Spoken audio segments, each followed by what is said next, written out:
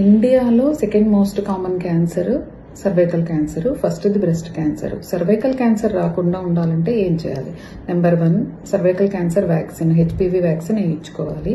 Number 2 pap smears. Cervical cancer vaccine, HPV vaccine 9 to 14 years లోపు పిల్లలైతే 2 doses సరిపోతుంది.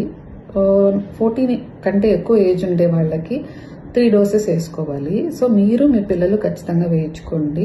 Gynaecologist దగ్గర అవైలబుల్గా ఉంటుంది. Number 2 Pap smears.